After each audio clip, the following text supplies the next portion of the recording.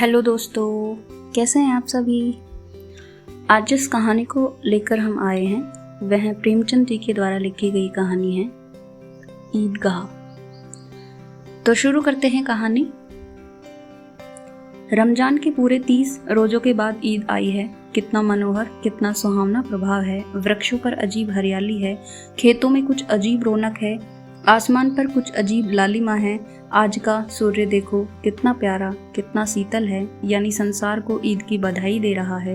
गांव में कितनी हलचल है, ईदगाह जाने की तैयारियां हो रही है। किसी के कुर्ते में बटन नहीं है, पड़ोस के घर में सुई धागा लेने दौड़ा जा रहा है। किसी के जूते कड़े हो गए हैं, उनमें तेल डालने के लिए तेली के घर पर भागा जा रहा है। जल्दी जल्दी बैलों को सानी पानी दे दे, ईदगाह से लौटते लौटते दोपहर हो जाएगी। 3 कोस का पैदल रास्ता, फिर सैकड़ों आदमियों से मिलना भेंटना, दोपहर के पहले लौटना असंभव है। लड़के सबसे ज़्यादा प्रसन्न हैं। किसी ने 1 रोज़ा रखा है, वह भी दोपहर तक, किसी ने वह भी नहीं। लेकिन ईदगाह जाने की खुशी उनके हिस्से की चीज़ है। रोजे बड़े बूढ़ों के लिए होंगे, उनके लिए तो ईद है। रोज़ ईद का नाम रखते थे, आज वह आ गई। अब जल्दी पड़ी है कि लोग ईदगाह क्यों नहीं चलते। इन्हें गृहस्थी की चिंताओं से क्या प्रयोजन। सेवैयों के लिए दूध और शक्कर घर में है या नहीं, इनकी बला से ये तो सेवैयाँ खाएंगे। वह क्या जाने कि अब्बा जान क्यों बदहवास चौधरी कायम अली के घर दौड़े जा रहे हैं। उन्हें क्या खबर कि चौधरी आंखें बदल ले तो यह सारी ईद मुहर्रम हो जाए। उनकी अपनी जेबों में तो कुबेर का धन भरा हुआ है। बार बार जेब से अपना खजाना निकाल कर गिनते हैं और खुश होकर फिर रख लेते हैं। महमूद गिनता है 1, 2, 10, 12, उसके पास 12 पैसे हैं। मोहसिन के पास 1, 2, 3, 8, 9, 15 पैसे हैं।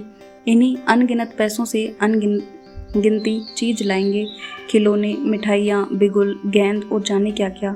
और सबसे ज़्यादा प्रसन्न है हामिद।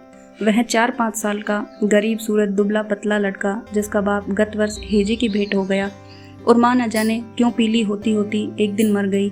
किसी को क्या पता क्या बीमारी है, कहती तो कौन सुनने वाला था। दिल पर जो कुछ बीतती थी वह दिल में ही सहती थी, और जब न सहा गया तो संसार से विदा हो गई। अब हामिद अपनी बूढ़ी दादी अमीना की गोद में सोता है और उतना ही प्रसन्न है। उसके अब्बा जान रुपए कमाने गए हैं, बहुत सी थैलियाँ लेकर आएंगे। अम्मी जान अल्लाह मियाँ के घर से उनके लिए बड़ी बड़ी अच्छी अच्छी चीज़ें लाने गई हैं, इसलिए हामिद प्रसन्न है। आशा तो बड़ी चीज़ है, और फिर बच्चों की आशा, उनकी कल्पना तो राई का पर्वत बना लेती हैं। हामिद के पाँव में जूते नहीं हैं, सिर पर एक पुरानी धुरानी टोपी है जिसका गोटा काला पड़ गया है, फिर भी वह प्रसन्न है। जब उसके अब्बा जान थैलियाँ और अम्मी जान नियामतें लेकर आएंगी तो वह दिल से अरमान निकाल लेगा। तब देखेगा मोहसिन, नूरे और सम्मी कहाँ से उतने पैसे निकालेंगे। अभागिन अमीना अपनी कोठरी में बैठी रो रही है। आज ईद का दिन, उसके घर में दाना नहीं। आज हामिद होता तो क्या, आज आबिद होता तो क्या इसी तरह ईद आती और चली जाती। इस अंधकार और निराशा में वह डूबी जा रही है। किसने बुलाया था इस निगोड़ी ईद को। इस घर में उसका काम नहीं, लेकिन हामिद, उसे किसी के मरने जीने से क्या मतलब। उसके अंदर प्रकाश है, बाहर आशा। विपत्ति अपना सारा दल बदल लेकर आए, हामिद की आनंद भरी चितवन उसका विध्वंस कर देगी। हामिद भीतर जाकर दादी से कहता, तुम डरना नहीं अम्मा, मैं सबसे पहले आऊँगा, बिल्कुल न डरना। अमीना का दिल कचोट रहा है। गांव के बच्चे अपने अपने बाप के साथ जा रहे हैं, और हामिद का बाप अमीना के सिवा और कौन है। उसे कैसे अकेले मेले जाने दे। उस भीड़ भाड़ से बच्चा कहीं खो जाए तो क्या हो। नहीं, अमीना उसे यूँ न जाने देगी। नन्ही सी जान, 3 कोस चलेगा कैसे, पैर में छाले पड़ जाएंगे, जूते भी तो नहीं हैं। वह थोड़ी थोड़ी दूर पर उसे गोद में ले लेती, लेकिन यहाँ सेवैयाँ कौन पकाएगा। पैसे होते तो लौटते लौटते सब सामग्री जमा करके चटपट बना लेती। यहाँ तो घंटों चीज़ें जमा करने में लगेंगे। मांगे का ही तो भरोसा ठहरा। उस दिन फहीमन के कपड़े सीले थे, 8 आने पैसे मिले थे। उस 8 आने को ईमान की तरह बचाती चली आती थी इसी ईद के लिए। लेकिन कल ग्वालन सिर पर सवार हो गई तो क्या करती। हामिद के लिए कुछ नहीं है तो 2 पैसे का दूध तो चाहिए ही। अब तो कुल 2 आने पैसे बच रहे हैं। 3 पैसे हामिद की जेब में, 5 अमीना के बटवे में। यही तो बिसात है और ईद का त्यौहार, अल्लाह की बेड़ा पार लगावे। धोबन और नाइन और मेहतरानी और चूड़ी हारिन सभी तो आएंगी, सभी को सेवैयाँ चाहिए और थोड़ा किसी को आंखें नहीं लगता। किस किस से मुंह चुराएगी और मुंह क्यों चुराए? साल भर का त्योहार है, जिनकी खैरियत से रहे उनकी तकदीर भी तो उसी के साथ है। बच्चे को खुदा सलामत रखे, ये दिन भी कट जाएंगे। गांव से मेला चला और बच्चों के साथ हामिद भी जा रहा था। कभी सबके सब दौड़कर आगे निकल जाते, फिर किसी पेड़ के नीचे खड़े होकर साथ वालों का इंतज़ार करते। यह लोग क्यों इतना धीरे धीरे चल रहे हैं? हामिद के पैरों में तो जैसे पर लग गए हैं, वह कभी थक सकता है। शहर का दामन आ गया, सड़क के दोनों ओर अमीरों के बगीचे हैं, पक्की चारदीवारी बनी हुई है, पेड़ों में आम और लीचियां लगी हुई है। कभी कभी कोई लड़का ककंडी उठाकर आम पर निशाना लगाता है, माली अंदर से गाली देता हुआ निकलता है। लड़के वहाँ से एक फरलांग पर है, खूब हंस रहे हैं, माली को कैसा उल्लू बनाया है। बड़ी बड़ी इमारतें आने लगी, यह अदालत, यह कॉलेज है, यह क्लब घर है। इतने बड़े कॉलेज में कितने लड़के पढ़ते होंगे? सब लड़के नहीं है जी, बड़े बड़े आदमी है। सच, उनकी बड़ी बड़ी मूछें हैं, इतने बड़े हो गए हैं, अभी तक पढ़ने जाते हैं। न जाने कब तक पढ़ेंगे और क्या करेंगे इतना पढ़कर। हामिद के मदरसे में 2-3 बड़े बड़े लड़के हैं, बिल्कुल 3 कोड़ी के, रोज मार खाते हैं, काम से जी चुराने वाले। इस जगह भी उसी तरह के लोग होंगे और क्या। क्लब घर में जादू होता है, सुना है यहाँ मुर्दों की खोपड़ियाँ दौड़ती है और बड़े बड़े तमाशे होते हैं, पर किसी को अंदर नहीं जाने देते। और वहाँ शाम को साहब लोग खेलते हैं, बड़े बड़े आदमी खेलते हैं, मूछो दाढ़ी वाले, और मेमे भी खेलती हैं। सच, हमारी अम्मा को यह दे दो, क्या नाम है, बैट तो उसे पकड़ ही न सके, घुमाते ही लुढ़क जाए। महमूद ने कहा, हमारी अम्मी जान का तो हाथ कांपने लगे, अल्लाह कसम।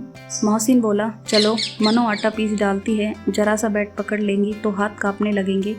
सैकड़ों घड़े पानी रोज निकालती हैं, 5 घड़े तो तेरी भैंस पी जाती है। किसी मेम को एक घड़ा पानी भरना पड़े तो आंखों तले अंधेरा आ जाए। महमूद, लेकिन दौड़ती तो नहीं, उछल कूद तो नहीं सकती? मोहसिन, हाँ, उछल कूद तो नहीं सकती, लेकिन उस दिन मेरी गाय खुल गई थी और चौधरी के खेत में जा पड़ी थी। अम्मा इतना तेज दौड़ी कि मैं उन्हें न पा सका। सच।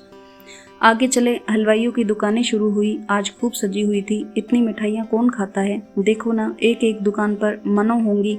सुना है रात को जिन्नात आकर खरीद ले जाते हैं। अब्बा कहते थे कि आधी रात को एक आदमी हर दुकान पर जाता है और जितना माल बचा होता है वह तुलवा लेता है और सचमुच के रुपये देता है, बिल्कुल ऐसे ही रुपये। हामिद को यकीन न आया, ऐसे रुपये जिन्नात को कहाँ से मिल जाएंगे?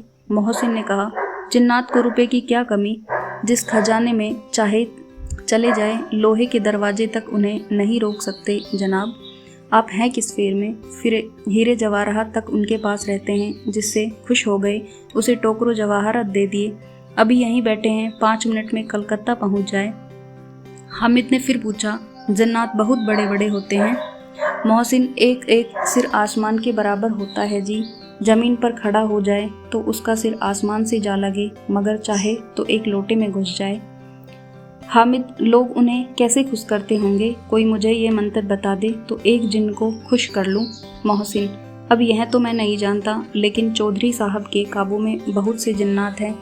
कोई चीज़ चोरी जाए, चौधरी साहब उसका पता लगा लेंगे और चोर का नाम बता देंगे। जुमराती का बछुआ उस दिन खो गया था, 3 दिन हैरान हुए, कहीं न मिला, तब झक मारकर चौधरी के पास गए। चौधरी ने तुरंत बता दिया, मवेशी खाने में है, और वहीं मिला। जिन्नात आकर उन्हें सारे जहान की खबर दे जाते हैं। अब उसकी समझ में आ गया कि चौधरी के पास क्यों इतना धन है और क्यों उनका इतना सम्मान है। आगे चले, यह पुलिस लाइन है, यही सब कांस्टेबल कवायद करते हैं, रेटन फाय हो। रात को बेचारे घूम घूम कर पहरा देते हैं, नहीं चोरियां हो जाए। मोहसिन ने प्रतिवाद किया, यह कांस्टेबल पहरा देते हैं? तभी तुम बहुत जानते हो। अजी हजरत, यह चोरी करते हैं। शहर के जितने चोर डाकू है सब इनसे मिले रहते हैं। रात को ये लोग चोरों से तो कहते हैं चोरी करो, और आप दूसरे मोहल्ले में जाकर जागते रहो पुकारते हैं। तभी इन लोगों के पास इतने रुपए आते हैं। मेरे मामू एक थाने में कांस्टेबल है, 20 रुपया महीना पाते हैं, लेकिन 50 रुपये घर भेजते हैं। अल्लाह कसम, मैंने एक बार पूछा था कि मामू आप इतने रुपए कहाँ से पाते हैं? हंसकर कहने लगे, बेटा अल्लाह देता है। फिर आप ही बोले, हम लोग चाहे तो एक दिन में लाखों मार लाएं, हम तो इतना ही लेते हैं जिसमें अपनी बदनामी न हो और नौकरी न चली जाए। हामिद ने पूछा, यह लोग चोरी करवाते हैं तो कोई इन्हें पकड़ता नहीं? मोहसिन उनकी नादानी पर दया दिखाकर बोला, अरे पागल, इन्हें कौन पकड़ेगा? पकड़ने वाले तो यह लोग खुद हैं, लेकिन अल्लाह इन्हें सजा भी खूब देता है। हराम का माल हराम में जाता है। थोड़े ही दिन हुए, मामू के घर में आग लग गई, सारी लेई पूंजी जल गई, एक बर्तन तक न बचा। कई दिन पेड़ के नीचे सोए, अल्लाह कसम पेड़ के नीचे। फिर न जाने कहाँ से 100 कर्ज लाए तो बर्तन भांडे आए। हामिद 100 तो 50 से ज़्यादा होते हैं। कहा 50, कहाँ 100। 50 एक थैली भर होता है, 100 तो 2 थैलियों में भी न आए। अब बस्ती घनी होने लगी। ईदगाह जाने वालों की टोलियां नजर आने लगी, एक से एक भड़कीले वस्त्र पहने हुए, कोई इक्के तांगे पर सवार, कोई मोटर पर। सभी इत्र में बसे, सभी के दिलों में उमंग। ग्रामीणों का यह छोटा सा दल अपनी विपन्नता से बेखबर, संतोष और धैर्य में मग्न चला जा रहा था। बच्चों के लिए नगर की सभी चीजें अनोखी थी। जिस चीज की ओर ताकते ताकते ही रह जाते और पीछे से बार बार हॉर्न की आवाज होने पर बिना चेतते। हामिद तो मोटर के नीचे जाते जाते बचा।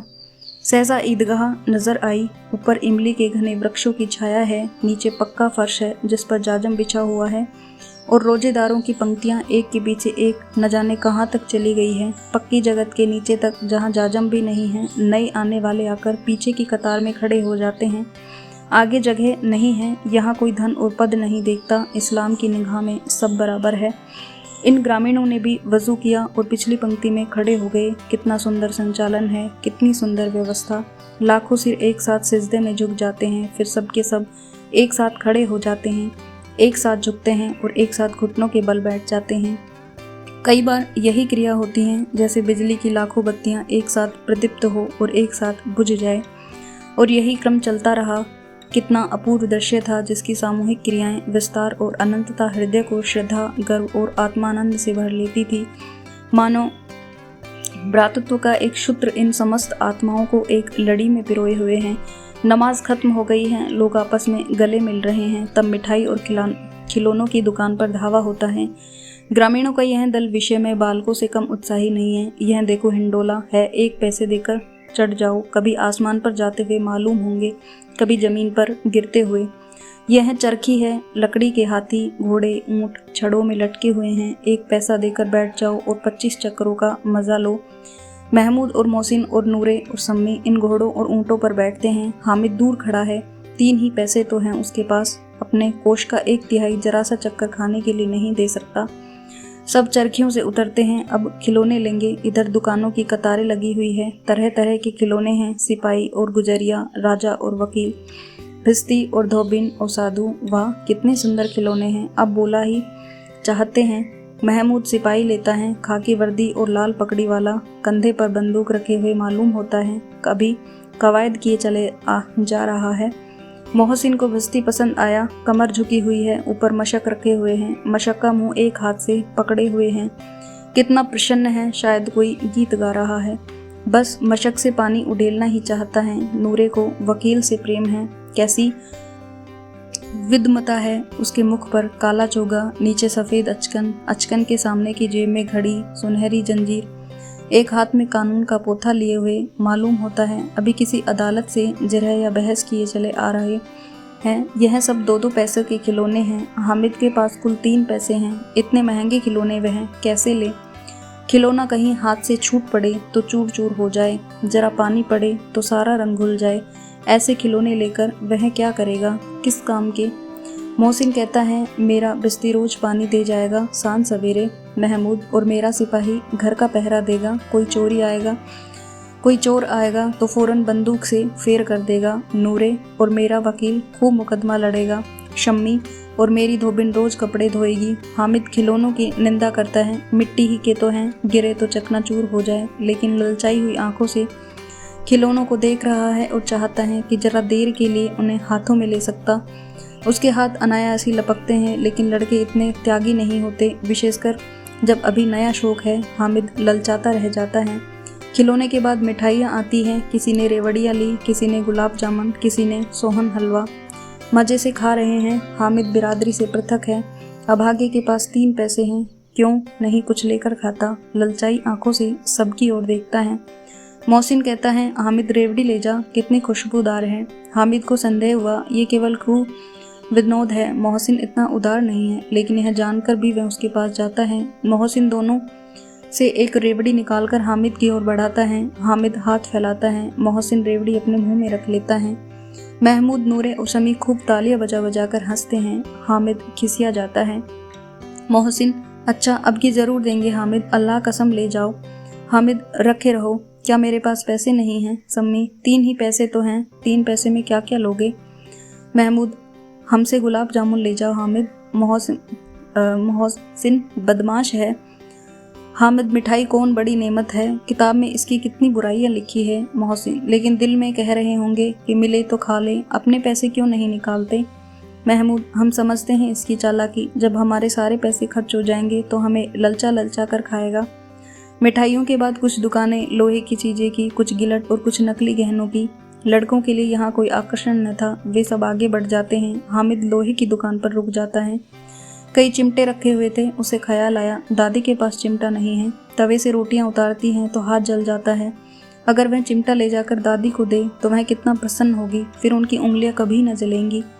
घर में एक काम की चीज हो जाएगी। खिलौने से क्या फायदा, व्यर्थ में पैसे खराब होते हैं। जरा देर की तो खुशी होती है, फिर तो खिलौनों को कोई आंख उठाकर नहीं देखता। यह तो घर पहुंचते पहुंचते टूट फूट बराबर हो जाएंगे। या छोटे बच्चे जो मेले में नहीं आए हैं जिद कर के ले लेंगे और तोड़ डालेंगे। चिमटा कितने काम की चीज है। रोटियां तवे से उतार लो, चूल्हे में सेक लो। कोई आग मांगने आए तो चटपट चूल्हे से आग निकाल कर उसे दे दो।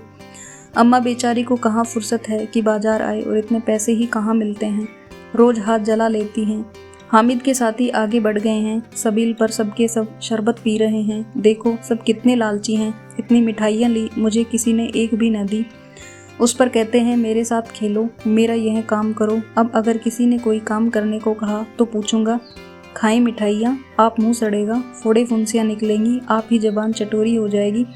तब घर से पैसे चुराएंगे और मार खाएंगे। किताब में झूठी बातें थोड़ी ही लिखी है, मेरी जबान क्यों खराब होगी। अम्मा चिमटा देखते ही दौड़कर मेरे हाथों से ले लेगी और कहेगी, मेरा बच्चा अम्मा के लिए चिमटा लाया है, कितना अच्छा लड़का है। इन लोगों के खिलौने पर कौन इन्हें दुआएं देगा। बड़ों की दुआएं सीधे अल्लाह के दरबार में पहुंचती है और तुरंत सुनी जाती है। मेरे पास पैसे नहीं हैं, तभी तो मोहसिन और महमूद यूं मिजाज दिखाते हैं। मैं भी इनसे मिजाज दिखाऊंगा, खेले खिलौने और खाई मिठाइयाँ। मैं नहीं खेलता खिलौने, किसी का मिजाज क्यों सहूं। मैं गरीब सही, किसी से कुछ मांगने तो नहीं जाता। आखिर अब्बा जान कभी न कभी आएंगे, अम्मा भी आएंगी ही। फिर इन लोगों से पूछूंगा कितने खिलौने लोगे, एक एक को टोकरियों खिलौने दूं और दिखा दूं कि दोस्तों के साथ इस तरह का सलूक किया जाता है। यह नहीं कि 1 पैसे की रेवड़ियां ली तो चिढ़ा चिढ़ा कर खाने लगे। सबके सब खूब हंसेंगे कि हामिद ने चिमटा लिया है। हंसे मेरे बला से। उसने दुकानदार से पूछा, यह चिमटा कितने का है। दुकानदार ने उसकी ओर देखा और कोई आदमी साथ न देखकर कहा, तुम्हारे काम का नहीं है जी, बिकाऊ है कि नहीं। बिकाऊ क्यों नहीं है, और यहाँ क्यों लाद लाए हैं, तो बताते क्यों नहीं कि पैसे का है। 6 पैसे लगेंगे। हामिद का दिल बैठ गया। ठीक ठीक, 5 पैसे लगेंगे, लेना हो लो, नहीं चलते बनो। हामिद ने कलेजा मजबूत करके कहा, 3 पैसे लोगे। यह कहता हुआ मैं आगे बढ़ गया कि दुकानदार की घुड़कियां ना सुने, लेकिन दुकानदार ने घुड़कियां नहीं दी, बुलाकर चिमटा दे दिया। हामिद ने उसे इस तरह कंधे पर रखा मानो बंदूक है और शान से अकड़ता हुआ संगियों के पास आया। जरा सुने सबके सब क्या क्या आलोचनाएं करते हैं। मौसी ने हंसकर कहा, यह चिमटा क्यों लाया पगले, इसे क्या करेगा। हामिद ने चिमटे को जमीन पर पटक कर कहा, जरा अपना बिस्ती जमीन पर गिरा दो, सारी पसलियां चूर चूर हो जाए बच्चों की। महमूद बोला, तो यह चिमटा कोई खिलौना है। हामिद, खिलौना क्यों नहीं है, अभी कंधे पर रखा, बंदूक हो गई, हाथ में ले लिया, फकीरों का चिमटा हो गया। चाहूँ तो इससे मजीरे का काम ले सकता हूँ। एक चिमटा जमा दूं तो तुम लोगों के सारे खिलौनों की जान निकल जाए। तुम्हारे खिलौने कितना ही जोर लगाए, मेरे चिमटे का बाल भी बाका नहीं कर सकते। मेरा बहादुर शेर है चिमटा। सम्मी ने खंजरी ली थी, प्रभावित होकर बोला, मेरी खंजरी से बदलोगे, 2 आने की है। हामिद ने खंजरी की उपेक्षा से देखा, मेरा चिमटा चाहे तो तुम्हारी खंजरी का पेट फाड़ डाले। बस एक चमड़े की झिल्ली लगा दी, डब डब बोलने लगी। जरा सा पानी लग जाए तो खत्म हो जाए। मेरा बहादुर चिमटा आग में, पानी में, आंधी में, तूफान में बराबर डटा खड़ा रहेगा। चिमटे ने सभी को मोहित कर लिया। अब पैसे किसके पास धरे हैं, फिर मेले से दूर निकल आए हैं। 9 कब के बज गए, धूप तेज हो रही है, घर पहुंचने की जल्दी हो रही है। बाप से जिद भी करे तो चिमटा नहीं मिल सकता। हामिद है बड़ा चालाक, इसलिए बदमाश ने अपने पैसे बचा रखे थे। अब बालकों के 2 दल हो गए, मोहसिन, महमूद, सम्मी और नूरे एक तरफ, हामिद अकेला दूसरी तरफ। शास्त्रार्थ हो रहा है। सम्मी तो विधर्मी हो गया, दूसरे पक्ष से जा मिला, लेकिन मोहसिन, महमूद और नूरे भी हामिद से 1-1, 2-2 साल बड़े होने पर भी हामिद के आघातों से आतंकित हो उठे हैं। उसके पास न्याय का बल है और नीति की शक्ति। एक और मिट्टी है, दूसरी ओर लोहा, जो इस वक्त अपने को फौलाद कह रहा है। वह अजय है, घातक है। अगर कोई शेर आ जाए तो मियाँ बस्ती के छक्के छूट जाए, मियाँ सिपाही मिट्टी की बंदूक छोड़कर भागे, वकील साहब की नानी मर जाए, चोंगे में मुंह छिपाकर जमीन पर लेट जाए, मगर यह चिमटा, यह बहादुर, यह रुस्तमे हिंद लपक कर शेर की गर्दन पर सवार हो जाएगा और उसकी आंखें निकाल लेगा। मोहसिन ने एडी चोटी का जोर लगाकर कहा, अच्छा पानी तो नहीं भर सकता। हामिद ने चिमटे को सीधा खड़ा करके कहा, बिस्ती को एक डांट बताएगा तो दौड़ा हुआ पानी लाकर उसके द्वार पर छिड़कने लगेगा। मोहसिन परास्त हो गया, पर महमूद ने कुमुक पहुंचाई, अगर बच्चा पकड़ा जाए तो अदालत में बंधे बंधे फिरेंगे, तब तो वकील साहब के पैरों पड़ेंगे। हामिद इस प्रबल तर्क का जवाब न दे सका। उसने पूछा, हमें पकड़ने कौन आएगा? नूरे ने अकड़कर कहा, यह सिपाही बंदूक वाला। हामिद ने मुंह चिढ़ाकर कहा, यह बेचारे हम बहादुर रुस्तम हिंद को पकड़ेंगे। अच्छा लाओ, अभी जरा कुश्ती हो जाए, इसकी सूरत देखकर दूर से भागेंगे। पकड़ेंगे क्या बेचारे? मोहसिन को एक नई चोट सूझ गई। तुम्हारे चिमटे का मुंह रोज आग में जलेगा। उसने समझा था कि हामिद लाजवाब हो जाएगा, लेकिन यह बात न हुई। हामिद ने तुरंत जवाब दिया, आग में बहादुर ही कूदते हैं जनाब। तुम्हारे यह वकील, सिपाही और भस्ती लौंडियों की तरह घर में घुस जाएंगे। आग में कूदना वह काम है जो यह रुस्तम हिंद ही कर सकता है। महमूद ने एक जोर लगाया, वकील साहब कुर्सी मेज पर बैठेंगे, तुम्हारा चिमटा तो बावर्ची खाने में जमीन पर पड़ा रहेगा। इस तर्क ने सम्मी और नूरे को भी सजीव कर दिया। कितने ठिकाने की बात कही है पट्टे ने। चिमटा बावर्ची खाने में पड़ा रहने के सिवा और क्या कर सकता है? हामिद को कोई फड़कता हुआ जवाब न सूझा तो उसने धांधली शुरू की, मेरा चिमटा बावर्ची खाने में नहीं रहेगा। वकील साहब कुर्सी पर बैठेंगे तो जाकर उन्हें जमीन पर पटक देगा और उनका कानून उनके पेट में डाल देगा। बात कुछ बनी नहीं, खासी गाली गलौज थी, लेकिन कानून को पेट में डालने वाली बात छा गई। ऐसी छाई कि तीनों सुरमा मुंह ताकते रह गए, मानो कोई ढेलचा कनकोआ किसी गंडे वाले कनकोए को काट गया हो। कानून मुंह से बाहर निकलने वाली चीज है, उसको पेट के अंदर डाल दिया जाना बेतुकी सी बात होने पर भी कुछ नयापन रखती है। हामिद ने मैदान मार लिया। उसका चिमटा रुस्तम हिंद है। अब इसमें मोहसिन, महमूद, नूरे, सम्मी किसी को भी आपत्ति नहीं हो सकती। विजेता को हारने वालों से जो सत्कार मिलना स्वाभाविक है, वह हामिद को भी मिला। औरों ने 3-3, 4-4 आने पैसे खर्च किए, पर कोई काम की चीज न ले सके। हामिद ने 3 पैसे में रंग जमा दिया। सच ही तो है, खिलौने का क्या भरोसा, टूट फूट जाएंगे। हामिद का चिमटा तो बना रहेगा बरसों। संधि की शर्तें तय होने लगी। मोहसिन ने कहा, जरा अपना चिमटा दो, हम भी देखें। तुम हमारा बस्ती लेकर देखो। महमूद और नूरे ने भी अपने अपने खिलौने पेश किए। हामिद को इन शर्तों को मानने में कोई आपत्ति न थी। चिमटा बारी बारी से सबके हाथ में गया और उनके खिलौने बारी बारी से हामिद के हाथ में आए। कितने खूबसूरत खिलौने हैं। हामिद ने हारने वालों के आंसू पोंछे। मैं तुम्हें चिढ़ा रहा था सच, यह चिमटा भला इन खिलौने की क्या बराबरी करेगा, मालूम होता है। अब बोले। लेकिन मोहसिन की पार्टी को इस दिलासे से संतोष नहीं होता। चिमटे का सिक्का खूब बैठ गया है। चिपटा हुआ टिकट अब पानी से नहीं छूट रहा है। मोहसिन, लेकिन इन खिलौनों के लिए कोई हमें दुआ तो न देगा? महमूद, दुआ को लिए फिरते हो, उल्टे मार न पड़े। अम्मा जरूर कहेंगी कि मेले में यही मिट्टी के खिलौने मिले। हामिद को स्वीकार करना पड़ा कि खिलौनों को देखकर किसी की माँ इतनी खुश न होगी जितनी दादी चिमटे को देखकर होगी। 3 पैसे ही में तो उसे सब कुछ करना था और उन पैसों के इस उपयोग पर पछतावे की बिल्कुल जरूरत न थी। फिर अब तो चिमटा रुस्तम हिंद है और सभी खिलौनों का बादशाह। रास्ते में महमूद को भूख लगी। उसके बाप ने केले खाने को दिए। महमूद ने केवल हामिद को साजी बनाया। उसके अन्य मित्र मुंह ताकते रह गए। यह उस चिमटे का प्रसाद था। 11 बजे गांव में हलचल मच गई। मेले वाले आ गए। मोहसिन की छोटी बहन ने दौड़कर भिस्ती उसके हाथ से छीन लिया और मारे खुशी के जा उछली तो मियाँ भिस्ती नीचे आ रहे और सुरलोक सिधारे। इस पर भाई बहन में मारपीट हुई।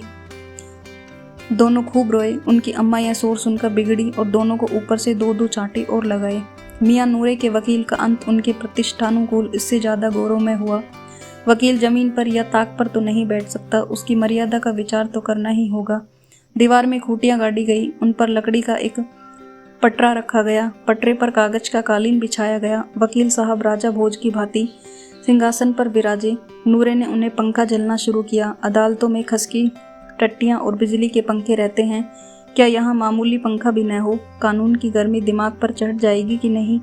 बांस का पंखा आया और नूरे हवा करने लगे। मालूम नहीं पंखे की हवा से या पंखे की चोट से वकील साहब स्वर्लोक से मृत्युलोक में आ रहे और उनका माटी का चोला माटी में मिल गया। फिर बड़े जोर शोर से मातम हुआ और वकील साहब की अस्थि घूरे पर डाल दी गई।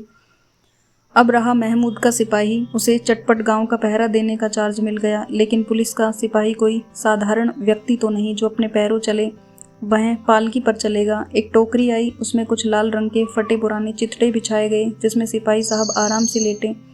नूरे ने यह टोकरी उठाई और अपने द्वार का चक्कर लगाने लगी। उनके दोनों छोटे भाई सिपाही की तरह छोने वाले जागते लहो पुकारते चलते हैं, मगर रात तो अंधेरी ही होनी चाहिए। महमूद को ठोकर लग जाती है, टोकरी उसके हाथ से छूटकर गिर पड़ती है और मियाँ सिपाही अपनी बंदूक लिए जमीन पर आ जाते हैं और उनकी एक टांग में विकार आ जाता है।